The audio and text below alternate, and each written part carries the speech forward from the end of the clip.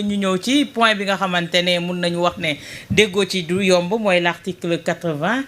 tey jii waa Pastef yi nga xamante ne ca temps ba ñoo doon wax offense au chef de l'État nekkul loo xamante ne nit war na ko mun a nangu ba épée de Damoclès nekk article 80 boobu sur la tête de beaucoup de gens ici au Sénégal. waaw damay jàpp ne ñu nekkoon ci dialogue bi c'était les plénipotentiaires ah. waaw ñoom xëy na ñu dégager la position du parti en attendant de voir bu ñu yeggee ci ki nga xam moo di kilifa gi moom lan la ciy xalaat mais pour rester sur les principes te man je préfère rester sur les principes mooy article boobu moom dañ ko fi war a dingi parce que ça a été véritablement le vœu souhaité par énormément de la frange ci askan wi moo xam ay organisation société civile moo xam ay parti moo xam ay leader moo xam ku munti doon yàgg nañu joytu li nga xam ni mooy dëgg lii wala ñuy duppee l'article 80 moom si dans le jargon journalistique on parle du monstre voilà donc je pense que à défaut bu dee déggawuñu si mais comment réformer pour véritablement mu gën a mën a adapté wu par rapport à nos réalités xam nga dañu naan offense au chef de l'État xam nga dans un sens plus large boo demee ay France par exemple la loi ne parle pas d'offense au chef de l'État parce que loolu dindi nañu ko mais offense à autrui la ñuy dugal offense à autrui c'est tout le monde tu vois ça peut être toi ça peut être moi ça peut être Georges ça peut être n'importe qui donc au moins foofu sax di nga élargir palette bi ba nga xam ne effectivement parlant du chef de l'État le chef de l'État bien qu'étant une institution mais et autrui également donc façon de parler la mais lu ñu war a xoolaat lu baax parce que booy xool article bi buñ la ko définirelee dans l'esprit mu gën a yaatu awa c'est comme tey ni Ibrahima dans Walf Quotidien mu bind article ñu ne offense au chef de l'État ñu ñëw fii Walf seetu gisuñu Ibrahima xool ñeneen ñi bañ que ñoom seeni gisuñu leen ñu wër ñëpp gisuñu kenn awa xam nga législateur fu muy dem day dem imprimerie ba bu demee imprimerie bi xool directeur bi xool employé gisul kenn ñu xool waa imprimerie yëpp daw na nee nañ ko demal jëli un vendeur à la sauvette yóbbu ñu juger ko booy xool l'esprit quoi je veux dire donc xam nga loolu dañ ko war nañ ko changer war nañ ko réformer ba nga xam ni lañ ko copier woon si li nga xam ne moo di loi France je pense que France adapté wu na sur autre chose et que nous également nous devons évoluer sur autre chose pour véritablement ñu adapter ko à nos réalités propres à nos réalités actuelles mais par rapport ak modèle de démocratie bi ñu bëgg dans 15 ans dans 20 ans dans 30 ans jàpp naa ni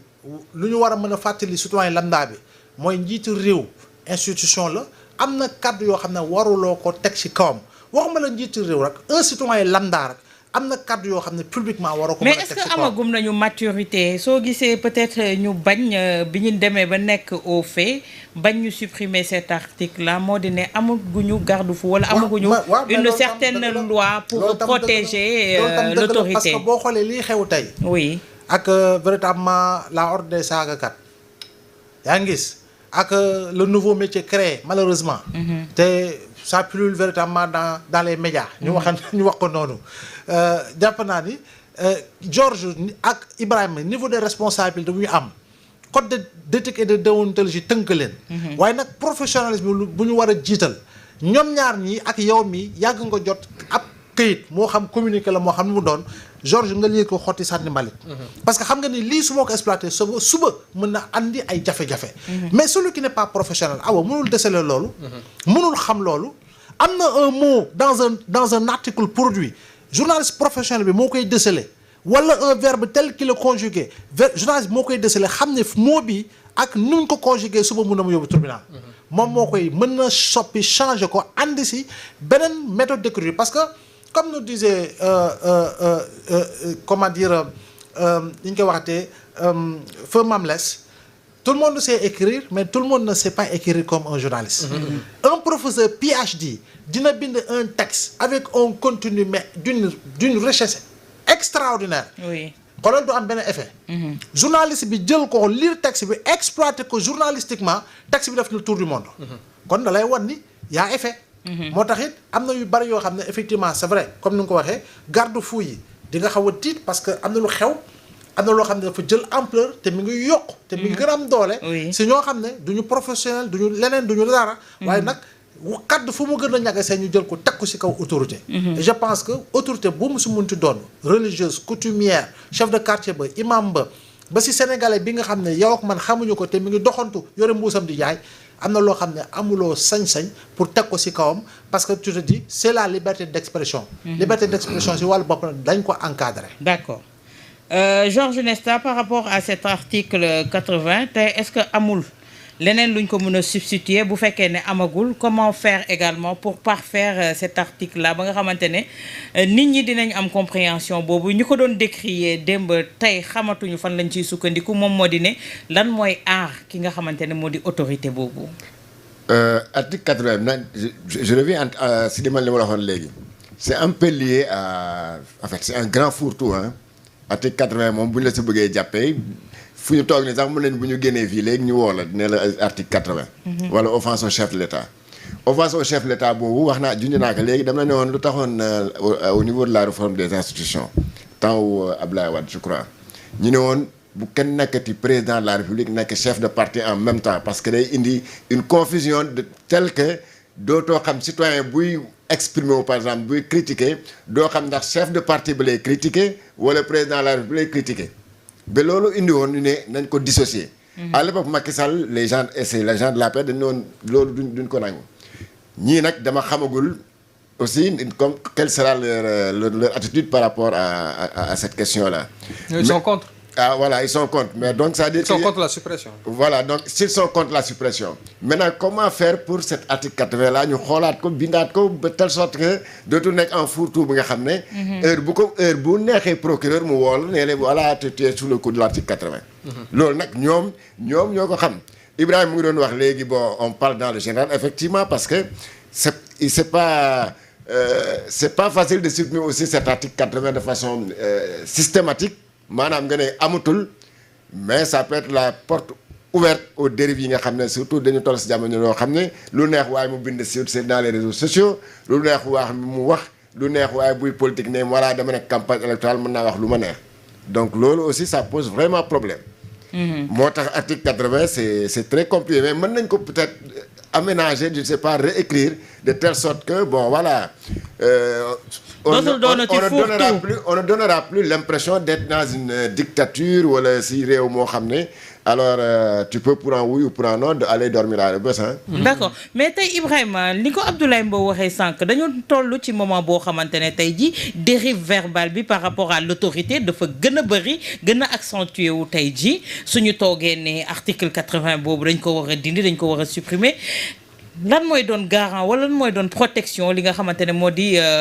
suñu ay autorités yi nga xamante ne tey ñoom ñooy représenter tey le peuple sénégalais. du le fait que man dama gëm ne article 80 nekkul rek loo xam ne dañ ko c'est pas quelque chose boo xam ne dañ ko war a prendre à la légère naam sax article 80 bi ci ndono bi nga xam ne moom lañ jëlee ci France ci la bokk mais même France ci boppam def ci évoluer. La France, maintenant, Ablaye, je crois que tu en parlais, moi, aujourd'hui on parle là-bas de personnes dépositaires de l'autorité publique. Donc, offense à une personne dépositaire de l'autorité publique. Donc, loolu bokkul ak offense au chef de l'État. Maanaam dafa am ci code pénal bi ay kii yoo xam ne bon war nañ ko soppi mais pas war nañ ko sànni man je suis pas pour que ñu sànni ko surtout nag ci jamono jii ñu nekk nii am na loo xam ne bon peut-être ci temps jamonoy Senghor loolu kenn mënu ko woon xalaat donc boobu pour nga comment dirais-je pour nga defoon offense au chef de l'État il fallait que tu le fasses dans un journal écrit que tu le fasses comment dire à la radio même télé sax bon peut-être amul woon donc du coup c'était beaucoup plus facile à réguler beaucoup plus facile à contrôler aujourd'hui on a des réseaux sociaux on a ñaata sénégalais bon ñoo aujourd'hui ñoo am compte Facebook ñoo am compte TikTok ñoo am compte Twitter ñoo am compte ceci compte cela ñoo xam ne ñoom ñëpp ils sont des journalistes potentiels yoo xam ne mën nañu bind loo xam ne non seulement dafay ça peut atteindre le chef de l'État dans son honorabilité mais ça peut atteindre même les fondements de nos institutions donc loolu moo taxoon je pense ñu indi woon article 80 te article 80 bi bu ñu ko kiiyee dañ ko boole ak un ensemble de mesures parce que article 80 buñ la li ci gën a kii li ci gën a doy waar mooy que buñ ko viser rek si le procureur vise l'article 80 yow moom boo demee ba juge d'instruction le juge d'instruction il n'a pas de choix benn choix la am mooy mettre le sous mandat de dépôt donc loolu bon peut-être que Sénégal egg na ci benn standard démocratique boo xam ne bon peut-être war nañ ko xool soppi ko. mais je ne suis pas vraiment pour que ñu dindi ko parce que bu ñu ko dindee c'est la porte ouverte à toutes les dérives déjà ce que l'on voit et Georges mi ngi koy wax bon waxaat na ko mooy que fii avec le régime actuel là on a fait de telle sorte que le président il n'est plus président de parti. mais ba léegi nii y a eu des gens qui ont offensé le président de la République. am na bon je sais pas ndax y a eu des poursuites wala y a pas eu de poursuites mais en tout cas y a eu des gens qui ont fait offense au président de la République am ñoo xam ne ils ont fait offense au premier ministre ba finalement je crois que on a essayé de créer offense à une personne dépositaire de tout ou partie des prérogatives du président de la République. Je crois que loolu débat boobu xewoon na fi. mais je pense que ça n'a pas prospéré. amagul donc loolu li muy wane rek mooy que y a un besoin qui est là de protéger li nga xam ne moom mooy nos institutions donc je sais pas maintenant est-ce que dialogue bi dañ ko loolu yëpp dañ ko rejeter wala dañ ko def sous réserve jox ko président de la République moom mu apprécier wala dañoo kii pour que ñu xool naka lañ ko mën a soppee mais. On doit aller dans dans la même direction que la France donte sax France quand même moo ñu mag ci wàllum démocratie parce que la France aujourd'hui a plus de 200 ans d'existence. ñun on est des jeunes États 100 ans la ñu am 65 ans. Le Sénégal aujourd'hui a 65 ans après son indépendance. Donc c'est des États fragiles. yoo xam ne dafa laaj ñu aar leen ci li leen di aar bokk na ci article 80 bi. Donc